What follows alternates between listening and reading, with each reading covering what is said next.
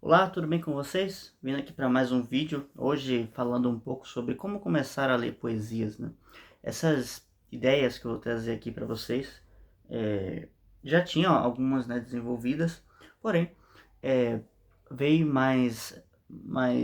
vieram mais fortemente depois de terminar de ministrar uma formação de escrita poética presencial, onde eu percebi que muitas vezes nós temos o impulso de escrever, mas que a gente não sabe exatamente o que ou como e como fazer. Na verdade, a gente não sabe nem como ter um contato apropriado com o texto poético.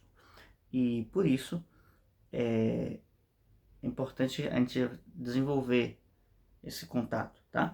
Então, a primeira coisa que a gente precisa colocar é que essa inspiração ou esse desejo de escrita, vou fazer depois um vídeo só sobre a inspiração, mas esse desejo de escrita, ele nasce em nós, independente de termos esse bom contato, de sabermos ler apropriadamente uma poesia.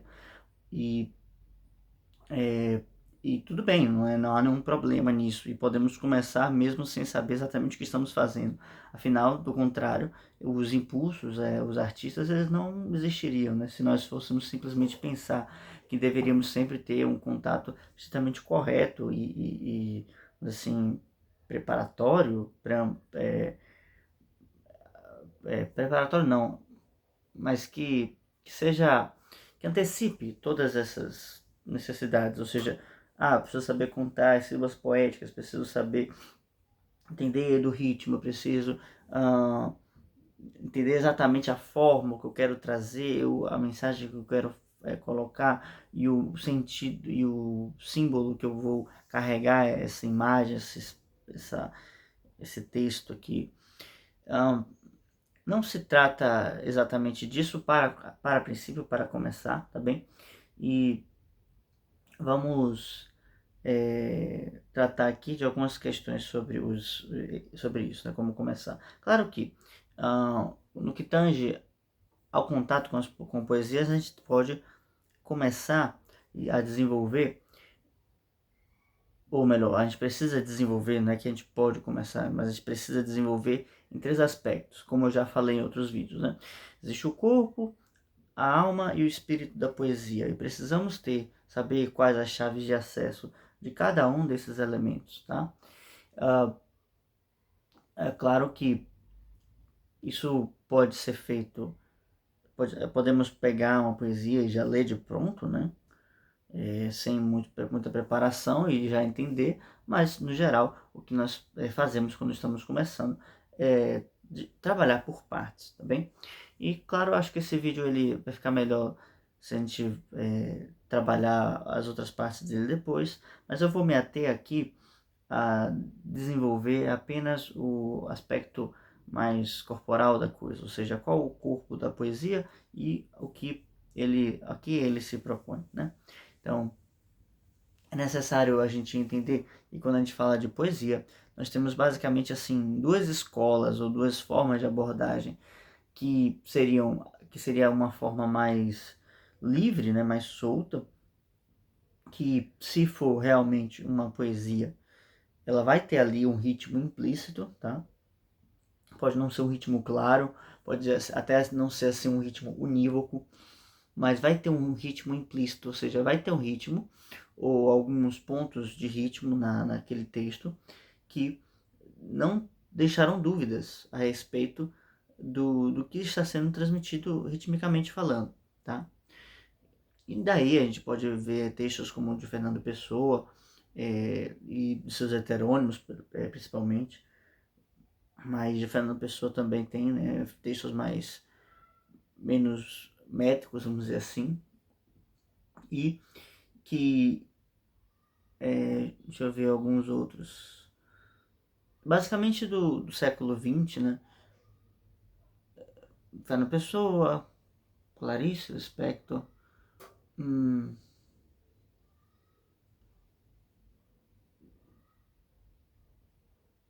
Drummond, Manuel de Barros, alguns outros textos hum, de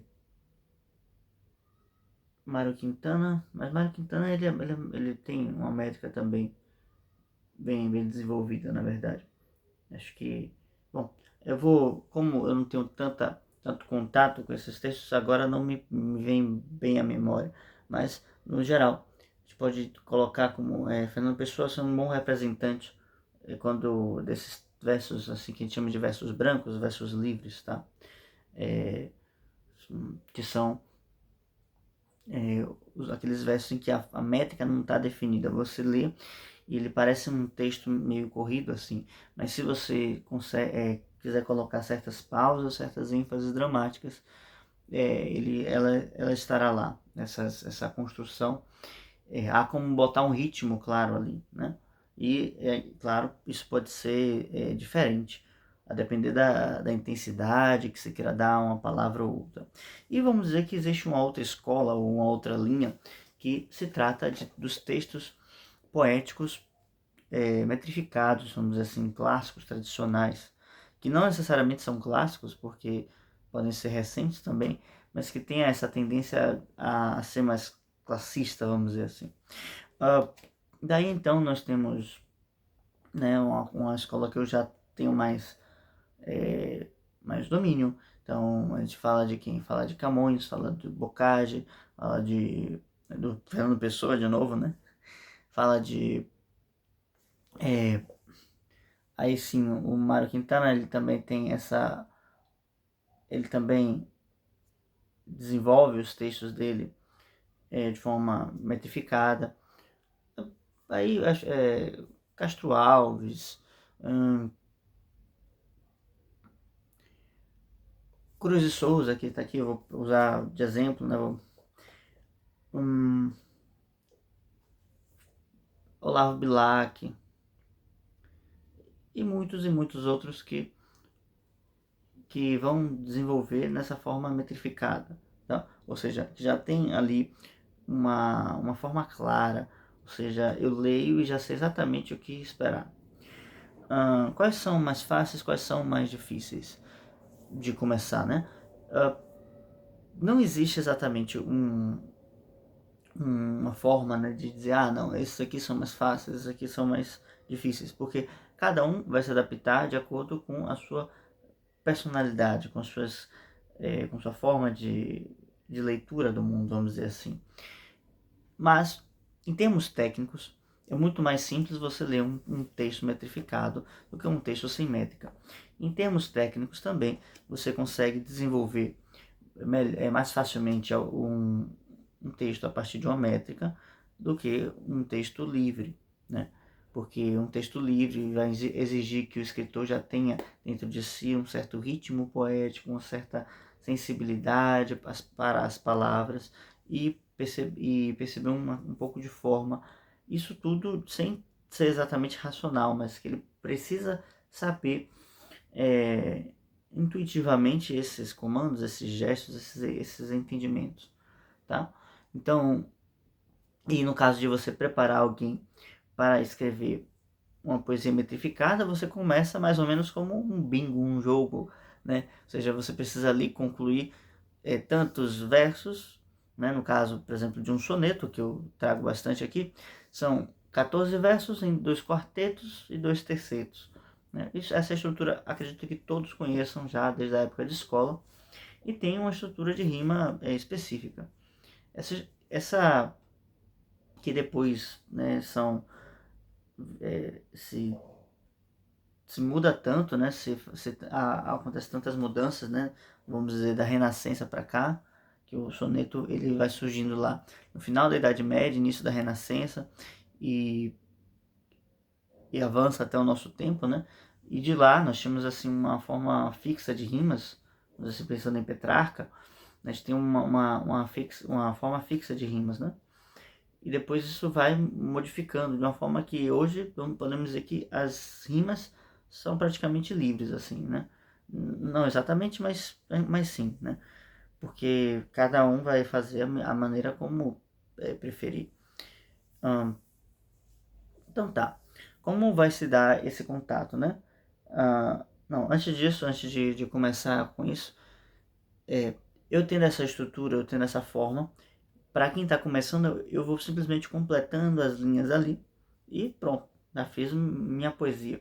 Ah, mas não ficou aquela coisa maravilhosa, né? Ah, não ficou aquela coisa sentimental, altamente profunda, ou não está comunicando nada. Tudo bem, não vamos nos preocupar com isso agora. O importante é você fechar em uma frase, fechar em um verso o que você queria dizer, né? E que muitas vezes você quis dizer em diversas linhas e você consegue sintetizar em um único verso, graças a certas coisas, certas imagens, certas palavras que você usa. Já basta para esse começo, porque estamos tratando apenas do corpo. E se estamos começando, precisamos começar por algum lugar. E quem começa não começa de tudo, né? Então, ah, essas questões, essas dicas, esses elementos que eu estou falando aqui, eu também trato alguns deles na formação Carta ao Jovem Poeta, em que nós estudamos a obra de Rainer Maria Rilke, que através de uma série de 10 cartas ele vai transmitindo para nós o que ele acredita, o que ele pensa, o que ele desenvolveu nos seus anos de fazer poético, tá bem? Então, caso você tenha interesse, o link vai estar na descrição. Entre em contato conosco. Então, assim, vou pegar aqui um soneto qualquer aqui de Cruz de Souza. Cruz de Souza não é um autor que eu conheço muito bem. Eu tenho esse livro aqui e já li bastante, bastante poesia dele e mas não sou não sou tão conhecedor assim.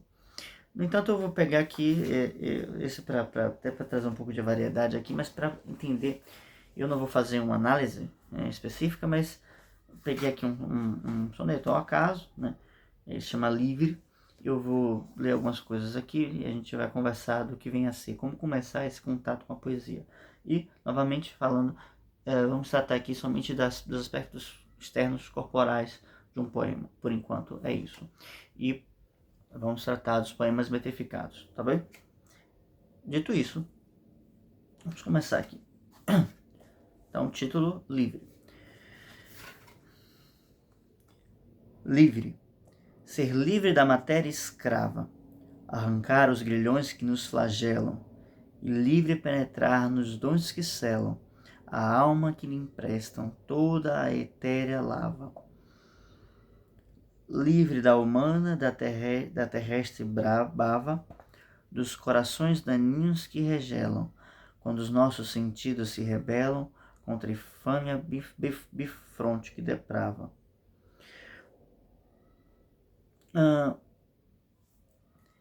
Então, começando aqui em aspecto de ritmo, ele começa, né, livre com uma exclamação. Livre. Ser livre da matéria escrava. Então, olha como a própria palavra já vai dando pra gente um ritmo que é próprio dela, né? Então, livre, livre, livre, ou seja, né, a primeira sílaba, li, é mais forte do que a que vem depois, livre. Então, já temos aí um acento para começar, né? Como uma espécie de suspiro, né? Daquele que está livre. Já, eu disse que não ia entrar em outros elementos, mas já acabei entrando, né? Mas você tem aqui, então, esse livre. Então, começa livre. E uma exclamação. Ele continua. Ser livre da matéria escrava. E aqui é legal como ele entra numa cadência muito boa, né? Ser livre da matéria escrava. Ser livre da matéria escrava. Então, livre, ser livre da matéria escrava. Então, ele coloca bem cadenciado, né? Como e aí a gente pode já fazer esses paralelos, né? Você quebra essa prisão, então, livre, e ser livre da matéria escrava, mais ou menos como quem canta, como quem grita aos quatro cantos, né, vamos dizer assim. Arrancar os grilhões que nos flagelam. Ele mantém essa mesma cadência. Arrancar os grilhões que nos flagelam, né?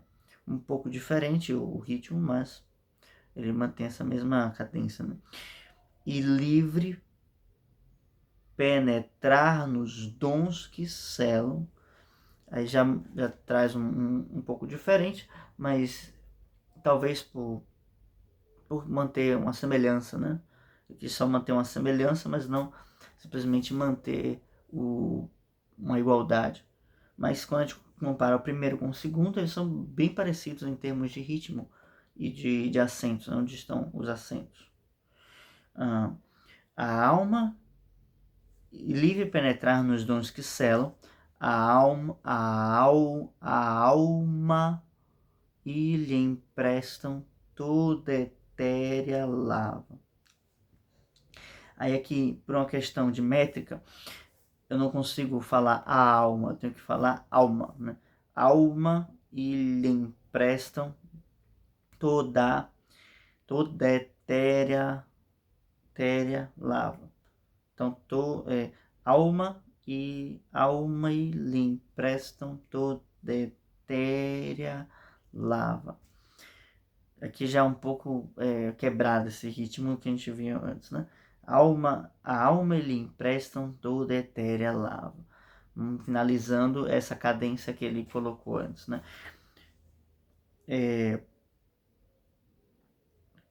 Ele continua aqui, livre da humana, da terrestre bava, dos corações daninhos que regelam, quando os nossos sentidos se rebelam contra a infâmia bifronte que deprava. Então, ele coloca então 3 versos com uma cadência mais acentuada, né? Trazendo aqui, eu vou pegar o segundo quarteto. Livre da humana terrestre livre da humana, da terrestre bava, dos corações daninhos, dos corações daninhos que regelam, quando os nossos sentidos se rebelam. E depois, contra a infâmia bifronte que contra a infâmia bifronte que deprava. Então, assim como no primeiro quarteto, aqui também no segundo quarteto, ele faz 3 versos mais cadenciados e outro mais alongado, tá? Então, a primeira coisa que eu recomendaria para quem quer começar a ler poesias está justamente nesse elemento rítmico, certo? Então, perceba que a palavra rítmico, ela tem uma tônica na primeira sílaba. Rítmico. Também mantemos essa mesma ideia. Então, antes de ficar pensando muito sobre as ideias, o que é que ele quis dizer com isso, ou tantas coisas, você pode ler o poema como você quiser, né? A vida é sua e você é livre para fazer o que bem entender. Porém, se queres começar a estudar por algum lugar, eu recomendaria fazer essa leitura como eu fiz aqui, tendo essa consciência, né, dos ritmos poéticos e principalmente dos acentos naturais de cada palavra, antes de ficar pensando muito nos ritmos. Pode pensar nos ritmos, mas isso não nos diz muito quanto a estrutura natural de cada palavra, né? Como eu falei agora, rítmico, né? Tem um acento próprio da palavra rítmico. Cada palavra vai ter o seu próprio acento próprio, ok? Então, pensando nessa ideia, né, de que cada palavra tem o seu próprio acento, vamos então ler buscando esse acento. E vai ficar um pouco exagerado mesmo, né? Pegando qualquer outro aqui, vamos ver. Divina. Eu não busco saber o inevitável. Eu vou ressaltando isso. Eu não busco saber o inevitável das espirais da tua vã matéria. Não quero cogitar da paz funérea que envolve todo ser inconsolável. Olha como eu estou falando de uma forma meio exagerada, é assim mesmo, tá? Bem sei que no teu círculo maleável, de vida transitória e mágoa séria, há manchas dessa orgânica miséria do mundo contingente imponderável. Mas o que eu amo no teu ser obscuro é o evangélico mistério puro, o sacrifício que te torna heroína. São certos raios da tua alma ansiosa, é certa luz misericordiosa, é certa auréola que te faz divina. Então, vão ressaltando essas coisas. É certa auréola que te faz divina. E com isso nós vamos ficando por aqui, né? Esse poema bonito aqui do Cruz de Souza, né? Já tinha lido uma vez, mas não me lembrava. E na próxima vamos falar mais um pouco desses aspectos rítmicos, mas já conectando com coisas já trabalhadas através dos sentimentos e das ideias, tá bem? Caso você tenha interesse que eu faça mais vídeos sobre esse assunto, coloca aí nos comentários que eu posso me atentar para isso. No mais, se inscreva no canal, deixe um like e qualquer dúvidas, por favor, nos comentários. Tchau, tchau.